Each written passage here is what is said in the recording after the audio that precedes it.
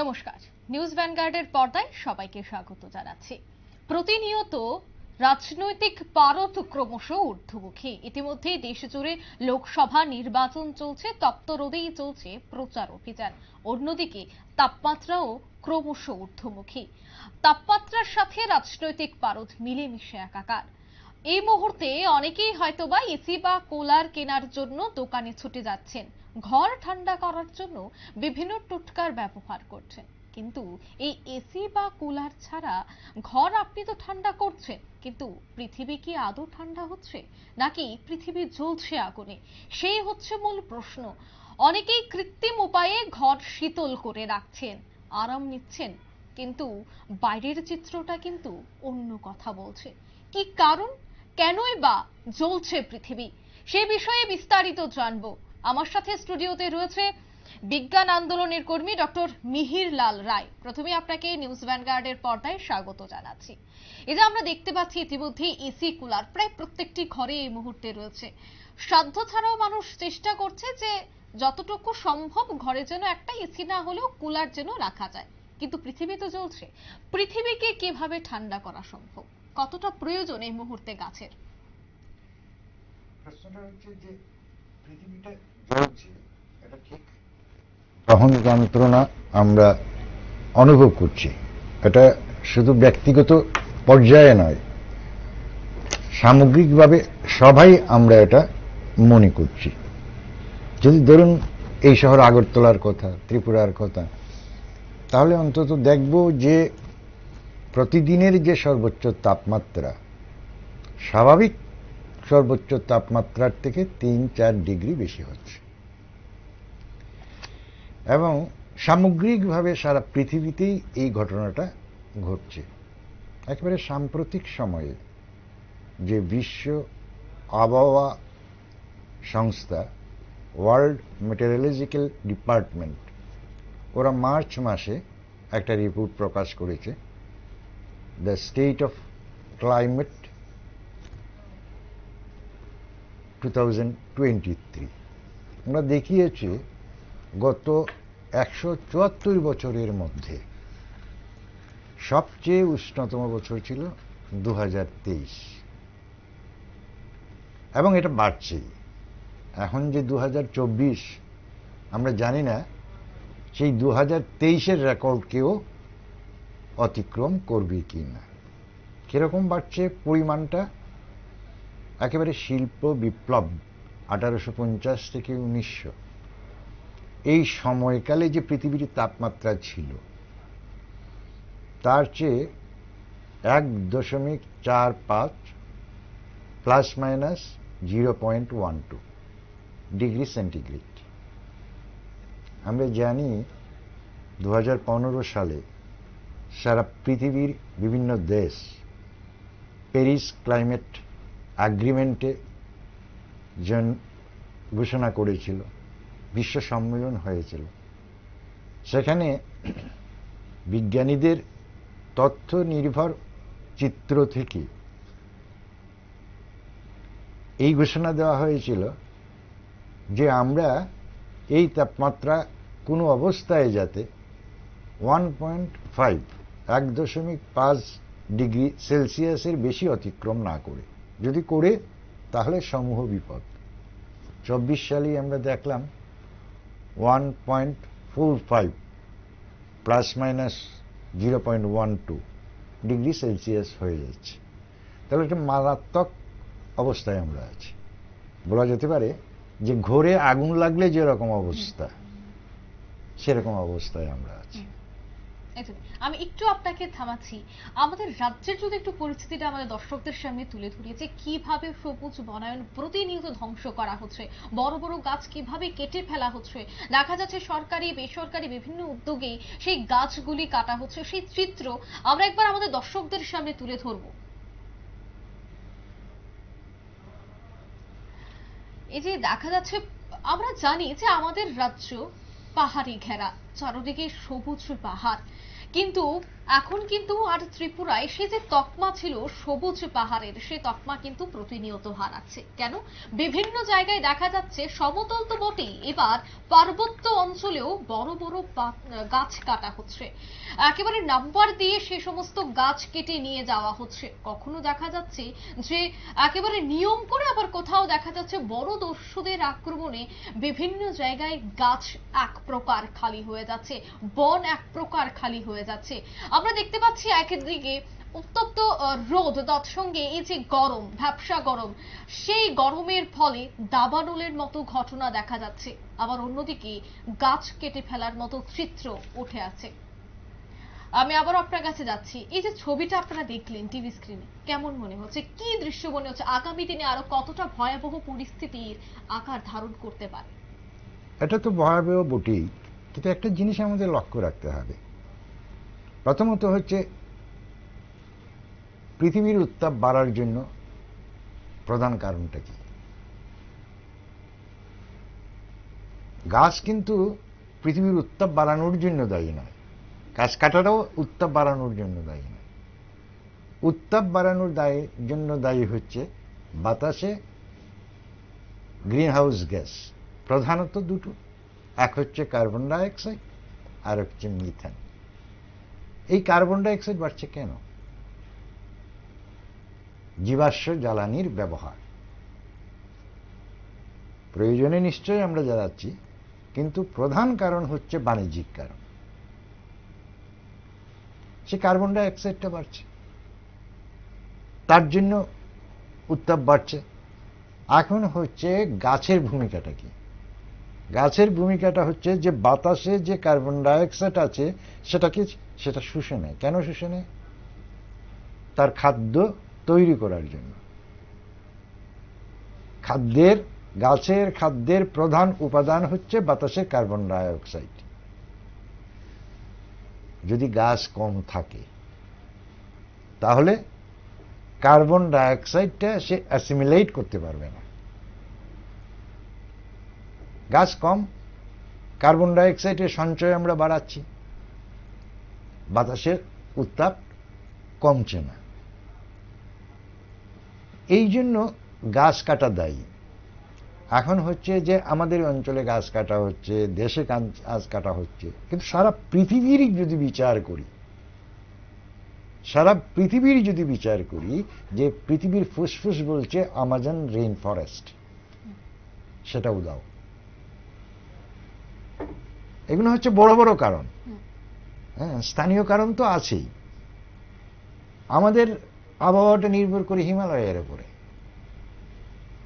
উত্তাপ বাড়ছে, হিমালয়ের বরফ গলছে, বরফ উত্তাপ শুষে নেয়, বরফ নাই, পাথর উত্তাপ ছেড়ে দেয়, আমরা গরম অনুভব করি। তারপর হচ্ছে এই যে নদী নালা হিমালয় থেকে প্রবাহিত যারা, এরা শীর্ণ হচ্ছে, নদী শুকিয়ে যাচ্ছে, বিলুপ্ত হচ্ছে। এই সামগ্রিক পরিস্থিতি পরিবেশের উপরে প্রতিক্রিয়া সৃষ্টি করছে।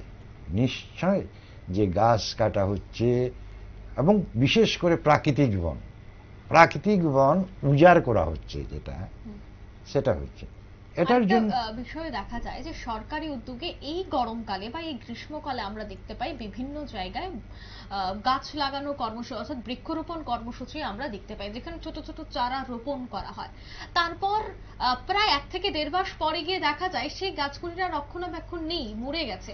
তো সেই জায়গায় সরকার যখন বৃক্ষরোপণ করছে বা বৃক্ষরোপণ কর্মসূচি করছে, এরপর আর সেখানে রক্ষণাবেক্ষণের জন্য কেউ থাকছেন না দায়িত্বে, গাছগুলি মরে যাচ্ছে। কর্মসূচি তো হচ্ছে, হলফ করে প্রচারও হচ্ছে, কিন্তু তারপর একেবারে নিশ্চিহ্ন হয়ে যায় সে সমস্ত গাছ। তো এই বিষয়ে সরকারেরও কি গুরুত্বপূর্ণ ভূমিকা গ্রহণ করা দরকার এই বিষয়গুলিকে নিয়ে? প্রথমত দুটো বিষয় আছে এখানে। এখানে হচ্ছে যে প্রাকৃতিক বনটা উজাড় হচ্ছে কেন, সেটা হচ্ছে সরকারের নীতির উপরে। এখন তো আরো মুশকিল হয়ে গেছে। নতুন দুটো আইন, বন আইন, অরণ্য আইন যে সংশোধন হয়েছে, তারপর এনভায়রনমেন্ট আইন শিথিল হয়েছে। হ্যাঁ, ত্রিপুরার মতো সংরক্ষিত যে বনাঞ্চল, সে বনাঞ্চল এখন কেটে ফেলা যাবে, ব্যবসায়ীকে দিয়ে দেওয়া যাবে। এমন হয়েছে যে গাছ কাটো, বন উজাড় করো, এরপরে পারমিশন নাও ফাইন দিয়ে। হ্যাঁ, বেআইনি জিনিস যেটা পরিবেশের পক্ষে ক্ষতিকারক, তাকে পোস্ট ফ্যাক্টর অ্যাপ্রুভাল দেওয়া হবে। অন্যান্য ক্ষেত্রেও হচ্ছে, পরিবেশ আইন শিথিল হচ্ছে, এটা একটা জিনিস। সেকেন্ডলি হচ্ছে যে গাছ লাগানো।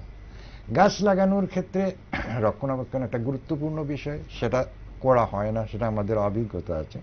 কিন্তু সবচেয়ে বড় জিনিস হচ্ছে কি স্পেসিস লাগানো হচ্ছে।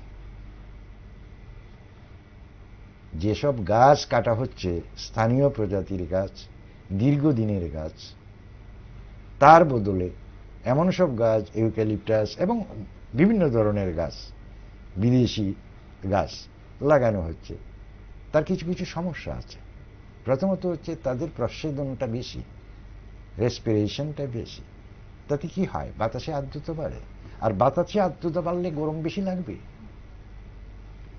বাতাসে আর্দ্রতা যদি বাড়ে, আপনার যে তাপমাত্রা থাকুক, তাপমাত্রাও বাড়ছে, আর যদি হিউমিডিটিটা বেশি থাকে, হ্যাঁ, তাহলে গরম বেশি হবে। সেকেন্ডলি এদের রেণু, হ্যাঁ, অ্যালার্জির সমস্যা তৈরি করবে। তারপর এমন ভ্যারাইটি লাগানো হচ্ছে যে ভ্যারাইটিটা মাটি থেকে জল বেশি শোষণ করছে। এটা একটা বড় জিনিস।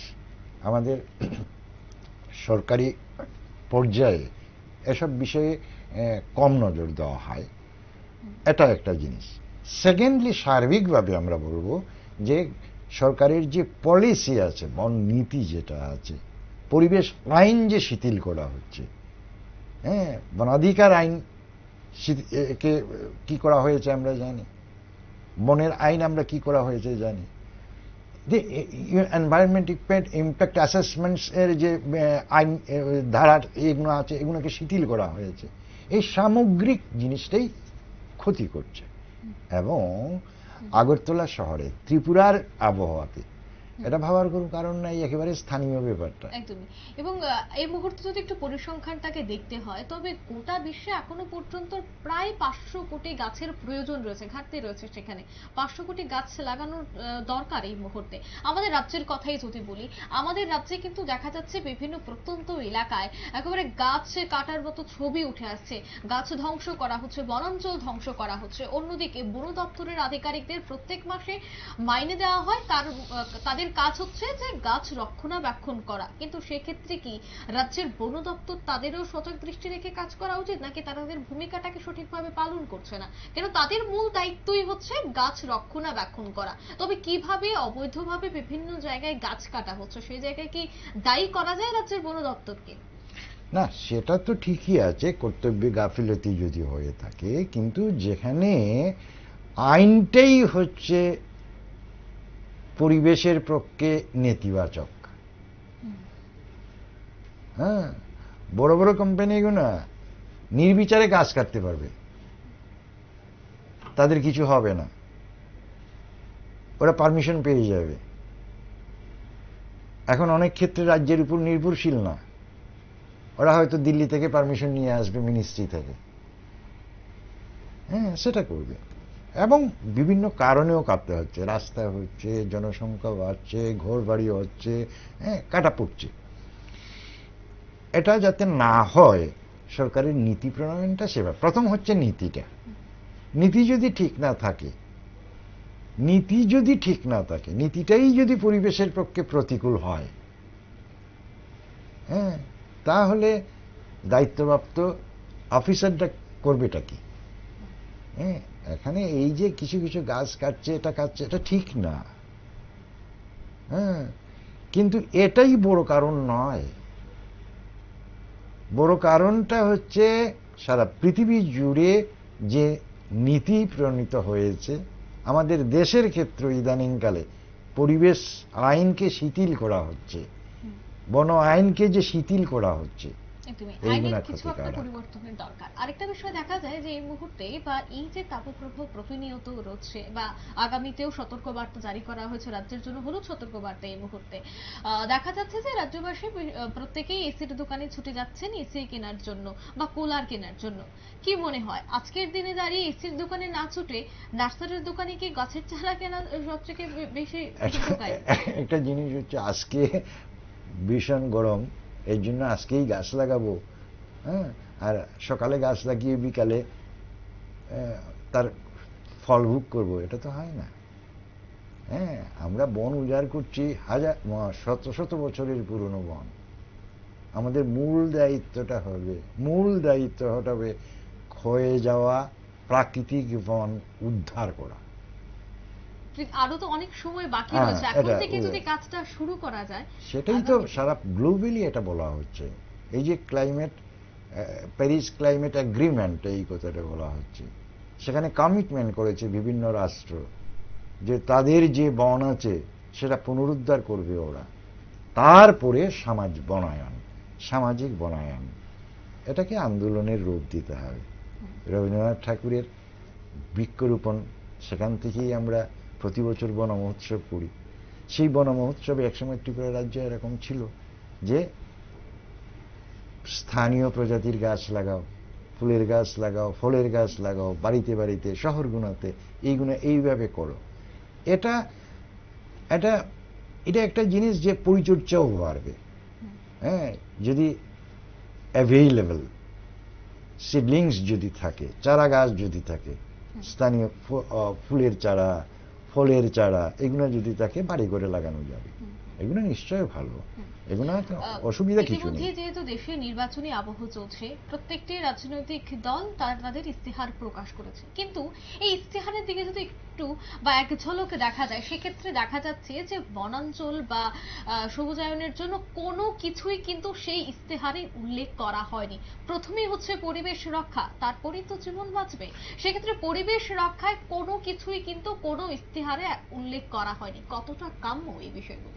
প্রথমত পরিবেশ বিষয়টা উল্লেখ থাকা এখনের সময়ে জরুরি, কিন্তু একটা জিনিস আমাদের খেয়াল রাখতে হবে, দক্ষিণপন্থার সাথে পরিবেশের থ্রেট যুক্ত। রাজনৈতিক দলগুলোর মধ্যে যারা দক্ষিণপন্থী, তাদের যে পলিসি, সেই পলিসি হচ্ছে ব্যবসায়িক স্বার্থে। হ্যাঁ, সেটা পরিবেশকে বিপন্ন করবে। সামগ্রিকভাবে দেখতে হবে। হ্যাঁ, যে রাজনৈতিক দল দক্ষিণপন্থা থেকে দূরে, তাদের কর্মসূচি এমন হয় যেটা পরিবেশ বান্ধব। হ্যাঁ, এটা আমাদের খেয়ালে রাখতে হবে। এটা ঠিক আওয়াজ উঠছে স্পেসিফিক্যালি, নাই তেমন নয়। বামপন্থী দলগুলোর ইস্তাহার যদি দেখেন, সেখানে পরিবেশের বিষয়টা আছে, কিন্তু সামগ্রিকভাবে দক্ষিণপন্থা এবং পরিবেশ বিপন্নতা একের সাথে এক যুক্ত। যেমন ট্রাম্প যখন আমেরিকা যুক্তরাষ্ট্রের প্রেসিডেন্ট হলেন, এই যে উত্তাপ বাড়ছে, এটা বলছে চাইনিজ হোয়াক্স, চৈনিক ষড়যন্ত্র। পৃথিবীর উত্তাপ নাকি বাড়ছেই না। দক্ষিণপন্থা কি বলছে? প্রথমত বলছে যে পৃথিবীর উত্তাপ বাড়ছে না, দ্বিতীয়ত বলছে যদি বাড়ে এটা প্রাকৃতিক কারণে হয়েছে, তাতে মানুষের কোনো রোল নেই। তৃতীয়ত বলছে যে এটা হচ্ছে একটা ষড়যন্ত্র। একদমই। আর এই আবহাওয়া বা আমরা ইদানিং কালের যদি দেখি, এই সপ্তাহ নাগাদ কিন্তু বিভিন্ন জায়গায় হিটস্ট্রোকের মতো খবর উঠে এসেছে। বিশেষ করে দেশ সহ আমাদের পার্শ্ববর্তী দেশ বাংলাদেশেও হিটস্ট্রোকের খবর কিন্তু উঠে আসে। আর সেই বিষয়ে মুর্শিদাবাদ থেকেও কিন্তু একই চিত্র উঠে এসেছে যে সেখানেও হিটস্ট্রোকে প্রাণ হারিয়েছেন একজন। সেই চিত্রও আমরা তুলে ধরছি আপনাদের সামনে। হিটস্ট্রোকের মতো যে খবর, সেই হিটস্ট্রোকের খবরে কিন্তু ইতিমধ্যেই উদ্বেগ বাড়াচ্ছে প্রত্যেকের মধ্যে। সেই ছবি আপনারা দেখতে পাচ্ছেন। শুধুমাত্র একজন রাজনৈতিক কর্মীর মৃত্যু হয়েছে, যেহেতু নির্বাচনী আবহ চলছে তাই এই নির্বাচনী আবহে প্রচার অভিযান তো জারি রয়েছে, অন্যদিকে তাপমাত্রা 40-এর উপর রয়েছে।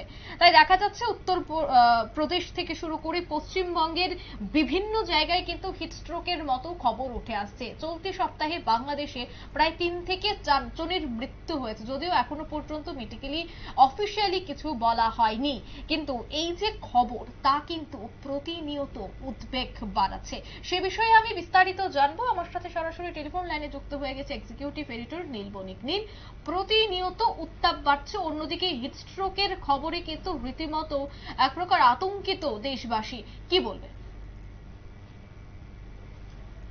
হিটওয়েভ বা সানস্ট্রোক তাতে কিন্তু সব থেকে বেশি এই মুহূর্তে মানব জাতির দিকে, এবং পাশাপাশি তোমায় যদি বলি পশু পাখিরাও কিন্তু এই যে পৃথিবীর যে উষ্ণায়ন, সেই উষ্ণায়নের সবচেয়ে বেশি মনুষ্য জাতির থেকে পাখিরা এই মুহূর্তে চ্যালেঞ্জের মুখে। এবং প্রচুর পাখি গত এই 1 মাসের মধ্যে ভারতে প্রায় 25,000 পাখি ইতিমধ্যেই মারা গিয়েছে। এবং সেই পাখিরা কেন মারা যাচ্ছে, যে দুপুরবেলা 11টার পর এবং বিকেল 4টে পর্যন্ত পাখিরা সেইভাবে জল পান করতে পারছেন না। এখন মানুষের কাছে প্রযুক্তি আছে, মানুষের কাছে বিজ্ঞান আছে, তাকে অবলম্বন করে মানুষ কিন্তু তৃষ্ণা লাগলে আমরা কিন্তু জলপান করতে পারছি, কিন্তু পাখিরা বা পশুরা তারা কিন্তু সেইভাবে জলপান করতে পারছেন না, যার জন্য সব থেকে বেশি পাখি ইতিমধ্যেই ভারতে মারা গিয়েছে। এবং বড় বড় গাছ যেখানে কাটা হচ্ছে সেখানে পাখিদের বাসস্থান ধীরে ধীরে কমছে, এবং বিভিন্ন শহরের মধ্যে যে জলাশয়গুলি থাকে সেগুলি আস্তে আস্তে শুকিয়ে গেছে, এবং জলাশয় না থাকার জন্য পাখিরা শহরের ভিতরে অন্তত জলপান করতে পারছে না, তার জন্য এই পাখিগুলো অচিরেই মৃত্যু হচ্ছে।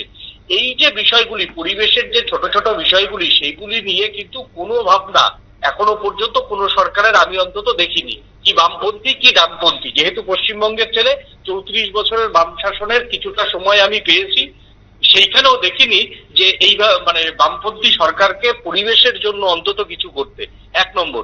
2 হচ্ছে যে ইলেকশন কমিশনের ভূমিকা, তুমি যেটা প্রশ্ন তুলছিলে, দেখো গরমের জন্য যদি পরীক্ষা ব্যবস্থা এগোনো যায়, গরমের জন্য যদি ক্রিকেট ম্যাচ পিছানো যায়, তাহলে এই সময়তে আজকে যে এই যে পুরো মাসটা, সেই পুরো এই মাসে কেন ইলেকশন হবে তা নিয়ে কিন্তু বুদ্ধিজীবীদের মধ্যে কিন্তু একটা আলোচনা চলছে। কারণ তোমাকে আমরা যে ছবিটা দেখালাম, যে গতকাল মুর্শিদাবাদে এক রাজনৈতিক কর্মী তার মৃত্যু হয়েছে, তিনি তার দলের সমর্থনে প্রচার চলছিল, সেই সময় হিটস্ট্রোকে আক্রান্ত হয়ে তার মৃত্যু ঘটেছে। এবং উত্তরপ্রদেশের একজন বিদায়ী এমপি, এবছরও তিনি বিজেপির প্রার্থী ছিলেন, 7 দিন আগে তিনিও উত্তরপ্রদেশে প্রাণ হারিয়েছেন। এছাড়া ভারতের এই মুহূর্তে প্রায় 5 থেকে 6 জন পর্যন্ত কিন্তু রাজনৈতিক কর্মীর শুধুমাত্র এই প্রচারের সময়তে তারা প্রচারে অংশগ্রহণ করার জন্য মৃত্যু হয়েছে, যদিও সেটা কোনো পলিটিক্যাল পার্টি মুখে স্বীকার করছেন না, কিন্তু এটা কিন্তু বাস্তব। অন্যদিকে তুমি যদি দেখো যে আজকেও পশ্চিমবঙ্গে এই হয়তো আধা ঘন্টার মধ্যেই বিজেপির সর্বভারতীয় সভাপতি জেপি নাড্ডা তিনি একটা জনসভা করবেন। অন্যদিকে সিপিএম এর মোহাম্মদ সেলিম, তার একটা পথসভা রয়েছে। অন্যদিকে তৃণমূল কংগ্রেসের মমতা বন্দ্যোপাধ্যায়, অভিষেক বন্দ্যোপাধ্যায়ের পথসভা রয়েছে। প্রধানমন্ত্রী নরেন্দ্র মোদীর র্যালি রয়েছে গুজরাটে। এছাড়া প্রত্যেকটা রাজনৈতিক দল এই গরমে, যেখানে 42-43 ডিগ্রি সেলসিয়াস তাপমাত্রা, সেই জায়গাতেও তাদের রাজনৈতিক কর্মসূচি কিন্তু তারা পালন করছেন। কিন্তু তারা একবারও ভাবছেন না যে এই যে নিচুতলার কর্মী, যাদের জন্য এই গণতন্ত্রের উৎসব, তাদের কি অবস্থা হতে পারে। এখন নিচুতলার কর্মীরা কেউ আবেগে যায়, কেউ অনেক কিছুর উপর ডিপেন্ড করে আজকের সমাজ ব্যবস্থায়, প্রত্যেকটা রাজনৈতিক দলের, যে আমাকে যেতে হবে। বিরোধীদের কম, শাসকে একটু বেশি, যে কিছু বাধ্যবাধকতা থাকে তার জন্য তারা কিন্তু যায়, এবং গিয়ে তারা অনেকেই অসুস্থ হয়ে পড়ছে, অনেকেই তার মধ্যে মৃত্যুবরণ করছে। তাই সমস্ত রাজনৈতিক দলগুলির কিন্তু কথা বলা উচিত যে এই মে মাসের ইলেকশন, সেটা লোকসভা নির্বাচন হতে পারে, সেটা বিধানসভা নির্বাচন হতে পারে, সেটা স্থানীয় স্তরের নির্বাচন হতে পারে, অন্তত প্রতি বছরই যে গরমের সময় ভোটটা দেখা যায়, সেই গরমের সময় ভোটটা থেকে বিরত থাকতে হয়। সেটা ফেব্রুয়ারি আমরা মাসে দেখেছিলাম যে শতাংশ গতকাল আমরা তুলে ধরেছিলাম আমাদের দর্শকদের সামনে যে মাত্র 60% ভোট এবার পড়েছে দ্বিতীয় দফার নির্বাচনে। এই যে 60% ভোট, তার পেছনেও দায়ী করা হচ্ছে এই অতিরিক্ত গরম, যার জন্য অনেকেই ভোট কেন্দ্রমুখী হয়নি। সেটাও তো একটা মূল ফ্যাক্টর। একেবারে এ বিষয়ে কোনো সন্দেহ নেই। দেখো, আমি আমার নিজের পরিবারের কথাতে বলছি। আমার মাকে আমি পরিষ্কার বলে দিয়েছি, এই যদি সকাল সকাল ভোট দিতে পারো ভোট দেবে, আর না হলে বিকেল 5টার পর যদি ভোট দেওয়ার থাকে তাহলে ভোট দেবে। তাহলে এই গরমে অন্তত কষ্ট করে বুথের মধ্যে গিয়ে ভোট দেওয়ার কোনো মানে হয় না। আমি আমার পরিবার থেকে বলছি, আমার বাড়িতে পরিষ্কার আমি বলেছি যে সেই জায়গাতে দাঁড়িয়ে নির্বাচন কমিশন হয়তো কিছু ব্যবস্থা করেছে, ছোট্ট কিছু কিছু ব্যবস্থা করেছে, শেড দিয়েছে, কিন্তু এই গরমে কিন্তু সেটা পর্যাপ্ত নয়। এবং যারা ভোট কর্মী, শুধু আমি কেন ভোটারদের কথা বলবো, এই যে যারা ভোট কর্মী, যারা সেন্ট্রাল ফোর্সেস, এই সময়তে 40 ডিগ্রি সেলসিয়াসে দাঁড়িয়ে তারা রুট মার্চ করছে, এটা কি আজকের দিনে কাম্য? এটা একেবারেই কাম্য নয়। এবং এই যে তুমি বলছিলে গতকাল আমি যে খবরটা করেছিলাম, এবার কিন্তু ভোটদানের হার গোটা দেশে অনেক কম, গড়ে 60%। তার জন্য কিন্তু দায়ী করা হচ্ছে এই গরমকে। এই গরম সহ্য করে দুপুর 2টোর সময় যার কোনো বাধ্যবাধকতা নেই, সেই মানুষ কিন্তু গণতন্ত্রের উৎসবে সামিল হবে না। এবং সামিল হওয়ার মতো যদি নাও হয় তাহলেও কিন্তু তাকে কোনো দায়ী করা যায় না এই ক্ষেত্রে, অন্তত এই গরমের মধ্যে। আলিপুর আবহাওয়া মানে দেশের মৌসুম ভবন পরিষ্কার বলে দিচ্ছে যে 11টা থেকে 4টে পর্যন্ত কোনো মানুষ যাতে বিনা কাজে রাস্তায় না বেরোয়। কে বলছে? আমি বলছি না, দেশের মৌসুম ভবন বলছে, প্রত্যেকটা রিজনাল আবহাওয়া অফিস বলছে। সেই জায়গাতে দাঁড়িয়ে কোন বৈজ্ঞানিক পদ্ধতিতে কমিশন এবং সমস্ত রাজনৈতিক দলগুলি এই ভোট যুদ্ধে নেমে পড়লো, সেটা কিন্তু বোধগম্য হয় না। যদি গরমের জন্য পরীক্ষা পেছোতে পারে, যদি গরমের জন্য তোমার ফুটবল ম্যাচ পেছোতে পারে, যদি খারাপ আবহাওয়ার জন্য ক্রিকেট ম্যাচ পেছাতে পারে, তাহলে এই গরম নিয়ে কি, গরমের মধ্যে ভোট করানোর বিষয়টা নিয়ে এবার কিন্তু প্রত্যেকটা রাজনৈতিক দলকে ভাবা উচিত। প্রয়োজনে তারা সর্বদল বৈঠক করে বিষয়গুলো কমিশনের কাছে জানানো উচিত। এবং কমিশন, যে কমিশনের কর্তারা এসি গাড়ি করে ছুটছেন, যে কমিশনের, দেখো কমিশনের যারা কর্তা তারা কিন্তু এসি গাড়ি করে ছুটছেন, এসি বিল্ডিং এ থাকছেন, কিন্তু যারা সাধারণ ভোট কর্মী, যে গ্রুপ ডি সাধারণ ভোট কর্মী, তাকে কিন্তু ওই স্কুলের মধ্যে ভোটটা করাতে যেতে হচ্ছে। বহু স্কুলে ভারতবর্ষে এখনো ইলেকট্রিক ব্যবস্থা ঢোকেনি, এই গরমের মধ্যে ঘামতে ঘামতে তাদের ভোট করাতে হচ্ছে। যারা ভোট কর্মী, যারা তোমার হচ্ছে সেন্ট্রাল ফোর্সেস, যারা পুলিশ কর্মী, এবং যারা তোমার হচ্ছে এক জায়গা থেকে অন্য জায়গায় গাড়ি করে প্রতিনিয়ত ভোট কর্মীদের বিভিন্ন জিনিস সাপ্লাই দিচ্ছে, তাদের এই গরমে 43 ডিগ্রি সেলসিয়াসে ভোট করাতে হচ্ছে। ভোট করাতে কিন্তু তারা বাধ্য, তারা রাষ্ট্রের কর্মী, ভোট করাতে অবশ্যই বাধ্য। কিন্তু প্রত্যেকটা জিনিস একটা মানবিক দিক থেকে ভাবা উচিত। তার জন্য কমিশনের আমার মনে হয় এবারের নির্বাচন যা হওয়ার হয়েছে, সামনের বার থেকে প্রত্যেকটা রাজনৈতিক দল কাকে নিয়ে হয়, কর্মীদের নিয়ে হয়।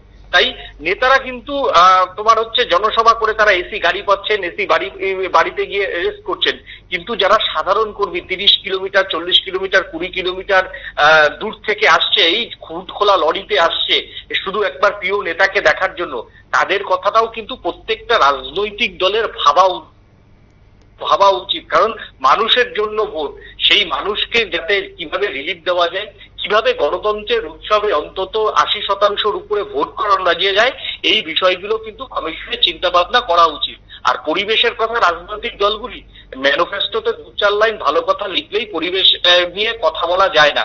যেভাবে প্রত্যেক দিন, ওই যে বললাম, আমি অন্তত পশ্চিমবঙ্গের বাসিন্দা, বাম আমলেও দেখেছি, তৃণমূল কংগ্রেসের আমলও এখন দেখছি, আগামী দিনে হয়তো অন্য কোনো শাসকের আমল দেখবো। পুকুর যা ছিল তার থেকে ধীরে ধীরে কমছে, নদী যেগুলো ছিল সেগুলো আস্তে আস্তে দখল হচ্ছে, পাহাড় যেগুলো ছিল, বাবা আমলেও পাহাড় কেটে কেটে সেই পাথর ভাঙা হতো ইললিগাল ভাবে, বীরভূম, পুরুলিয়া, বাঁকুড়া, এখনো সেটা হচ্ছে। অর্থাৎ পুঁজির প্রশ্নে প্রায় প্রত্যেকটা পলিটিক্যাল পার্টি সমান, কেউ বেশি কেউ কম। বরঞ্চ রাজনৈতিক দলগুলির আজকের দিনে অন্তত একটা বড় তোমার যে ম্যানিফেস্টো, যেটা হচ্ছে নির্বাচনী ইস্তেহার, সেই নির্বাচনী ইস্তেহারে প্রত্যেকটা রাজনৈতিক দলের অন্তত বড় করে অন্তত 2 পাতা লেখা উচিত ছিল তারা পরিবেশের জন্য কি করবে, তারা ক্ষমতায় আসলে যে পুকুরগুলি বোঝানো হয়েছে ইলিগাল ভাবে, সেইগুলিকে কিভাবে উদ্ধার করা হবে, যে পাহাড়গুলোকে কাটা হচ্ছে সেই পাহাড়গুলোকে কিভাবে ফিরিয়ে আনা যাবে, যে তোমার হচ্ছে নদীগুলো দখল হয়ে যাচ্ছে সেই নদীগুলোকে কিভাবে ড্রেজিং করিয়ে তার নাব্যতা বাড়ানো যাবে, এই বিষয়গুলি কিন্তু আমি ত্রিপুরার সিপিএম এর মানে হয়তো দেখিনি, কিন্তু পশ্চিমবঙ্গের সিপিএম এর এই জায়গাতে কোনো একটা শব্দ কিন্তু উচ্চারণ করতে আমি অন্তত কোনোদিনও দেখিনি। এবং শুধু সিপিএম কেন, কংগ্রেসেরও দেখিনি, তৃণমূল কংগ্রেসেরও দেখিনি, বিজেপিরও দেখিনি। পরিবেশ নিয়ে ওই প্লাস্টিক ব্যবহার করা, প্লাস্টিক ব্যবহারের থেকে চটের ব্যবহার ফিরিয়ে নিয়ে আসবে, এইগুলো মাঝে মধ্যে প্রত্যেকটা পলিটিক্যাল পার্টির ইশতেহারে থাকে। কিন্তু এগুলো যেমন দরকার, তেমনি পরিবেশ আন্দোলন প্রত্যেকটা রাজনৈতিক পার্টির ম্যানিফেস্টোতে রাখা উচিত ছিল। যে যদি আমাদের প্রত্যেকটা রাজনৈতিক পার্টি তাদের অনেক উইংস থাকে, তাদের অনেক শাখা সংগঠন থাকে, কিন্তু পরিবেশের জন্য একটা শাখা সংগঠন করবে এইরকম কোন ইশতেহার অন্তত আমার চোখে এই যাবৎকাল কোন পলিটিক্যাল পার্টির পড়েনি। সেই জায়গা থেকে রাজনৈতিক যারা নেতা আছে, পলিটিক্যাল পার্টি আছে, তাদের কিন্তু আন্দোলনে পরিবেশ বাঁচাতে তাদের আন্দোলন সবচাইতে বেশি প্রয়োজন, কারণ তারা মানুষকে পথ দেখায়, তারা গণ আন্দোলন করে। হ্যাঁ, মেধা পাটেকার থেকে আরম্ভ করে চিপকো আন্দোলন, ভারতবর্ষের অনেক বড় বড় আন্দোলন হয়েছে। বাম সরকারের আমলে তোমার হচ্ছে হলদিয়াতে নয়াচরের আন্দোলন আমি দেখেছি। তোমার হচ্ছে সিঙ্গুরে কিভাবে গাছ কাটা হয়েছে, কিভাবে বনাঞ্চল ধ্বংস করা হয়েছে সেটাও দেখা গেছে। তো সেই জায়গা থেকে প্রত্যেকটা রাজনৈতিক দলের এবার উচিত পরিবেশ নিয়ে ফিরে আসা, পরিবেশকে কিভাবে বাঁচানো সেটা করা। ধন্যবাদ নীল। আমি সেই বিষয়ে মিহিরবাবু আপনার কাছে যাচ্ছি। এই যে গরমের মধ্যে নির্বাচন, সানস্ট্রোকের ছবি আপনারা দেখছিলেন মুর্শিদাবাদের, আমরা দেখিয়েছিলাম আমাদের দর্শকদের বাংলাদেশের ছবি, আমরা দেখিয়েছিলাম উত্তরপ্রদেশের ছবি, এখনো পশ্চিমবঙ্গে আরো 5 দফার ভোট রয়েছে। কতটা কাম্য যে এই ঊর্ধ্বমুখী তাপমাত্রার মধ্যে নির্বাচন? প্রথমত হচ্ছে দুটো প্রশ্ন, আমি প্রতিবেদনটা শুনলাম, দুটো প্রশ্ন আছে আমার, দুটো কথা আছে। প্রথম কথা হচ্ছে যে নির্বাচনটা 5 বছর মেয়াদে, তার জুনের মধ্যে কনস্টিটিউশনালি করতে হবে। এটা কি করা যেত প্রিপন্ড? এটা শুধুমাত্র নির্বাচন কমিশনের উপর নির্ভরশীল নয়। সরকার কি আগে ক্ষমতা ছেড়ে দেবে? সরকারকে তাহলে আগে ক্ষমতা ছেড়ে দিতে হবে প্রিপন্ড করতে গেলে। হ্যাঁ, আবহাওয়া ভালো থাকলে ভালো, কিন্তু বুথ পার্সেন্টেজ কম হওয়া শুধুমাত্র এই কারণে এটা বোধহয় নাও হতে পারে। কারণ ইতিমধ্যে বিভিন্ন অভিজ্ঞ যারা অ্যানালিস্ট যারা হ্যাঁ যে বিশ্লেষণ করছেন, তার অনেক রাজনৈতিক কারণও আছে ভোট কম হওয়ার। সুতরাং শুধু এটা নয়, হ্যাঁ যদি ভালো আবহাওয়ায় নির্বাচন করা যায় ভালো, সেটা করার জন্য চেষ্টা করা যেতে পারে। 2, এই নির্বাচন হচ্ছে লোকসভা নির্বাচন, তার ম্যানিফেস্টোতে কি থাকবে, দেশের নীতি কি হবে, সেটা পরিবেশ বান্ধব কিনা, আমার দেশে পরিবেশ বান্ধব কিনা একটা জিনিসের উপর নির্ভর করে, সেটা হচ্ছে দেশের জল, জমিন, জঙ্গল, এটাকে আমি কর্পোরেটের কাছে দিয়ে দেব কিনা। আমরা যদি ইস্তাহার গুণা দেখি, বিভিন্ন রাজনৈতিক কর্মকাণ্ড আমরা যদি দেখি দলের, তাহলে আমরা জানি কারা কারা জল, জমিন, জঙ্গল কর্পোরেট খুদার কাছে দিয়ে দিচ্ছে। তারা হচ্ছে পরিবেশের শত্রু। সরাসরি আসুক বা না আসুক, কোনো কোনো রাজনৈতিক দলের এসছে, এটা অস্বীকার করা যাবে না। আর কোনো কোনো রাজনৈতিক দলের যে কর্মসূচি, তাতে পরিষ্কার পরিবেশ বিপন্নতা শিকার হব আমরা। আমরা উত্তরাখণ্ডে কি দেখছি, এই যে উত্তরাখণ্ডে পরপর পরিবেশগত যে বিপর্যয় হলো সকল উন্নয়নের নামে, এটা আমাদের চোখে আঙ্গুল দিয়ে দেখিয়ে দিচ্ছে।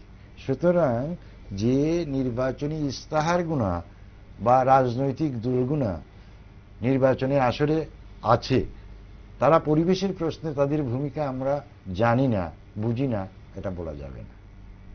ছোটখাটো গাছ লাগানো, প্লাস্টিকের ক্যারি ব্যাগ, হ্যাঁ, এগুলো সামগ্রী, এটা খুব গুরুত্বপূর্ণ বিষয়। কিন্তু মূল পলিসির ব্যাপারটা হচ্ছে আসল। আর সবচেয়ে বড় জিনিস হচ্ছে যে হিস্ট্রোক এসব জিনিসে যে সতর্কতা জারি করা হয়েছে এবং স্বাস্থ্য দপ্তর বিভিন্ন অর্গানাইজেশন যে মানুষের কাছে আবেদন করেছে যে একটু সতর্ক থাকা, একটু ছায়াতে থাকা, জল বেশি পরিমাণে খাওয়া, শুধু স্ট্রোক নয়, বিভিন্ন ধরনের গরমে অনেক রোগ শোক হয়, তা থেকে মুক্ত হওয়া, সেটা আমাদের চেষ্টা করতে হবে। একদম। অসংখ্য ধন্যবাদ আপনাকে সময় দেওয়ার জন্য।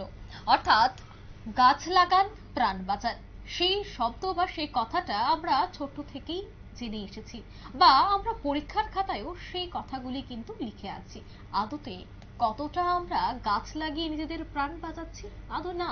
আমরা এসি বা কুলার বা ফ্যান কিনতে বেশি আগ্রহী, কিন্তু কেউ কি আমরা ভাবছি যে আগামী কয়েক বছরে কি ভয়ঙ্কর পরিস্থিতির সৃষ্টি হচ্ছে গোটা বিশ্বে? এই মুহূর্তে 5,000 কোটি গাছের ঘাটতি রয়েছে, তাই এখন হাতে অনেকটা সময় রয়েছে। বিশেষজ্ঞরা বলছেন, পরিবেশবিদ বলছেন, এখন থেকেই যদি আমরা চারা রোপণ করতে থাকি, আগামী কয়েক বছরে হয়তোবা কিছুটা হলেও এই সমস্যা থেকে উতরানো সম্ভব। এই মুহূর্তের বিশেষ টক শো এখানেই শেষ করছে। আমাদের পরবর্তী নিউজ দেখার জন্য চোখ রাখুন নিউজ ভ্যানগার্ডের পর্দায়।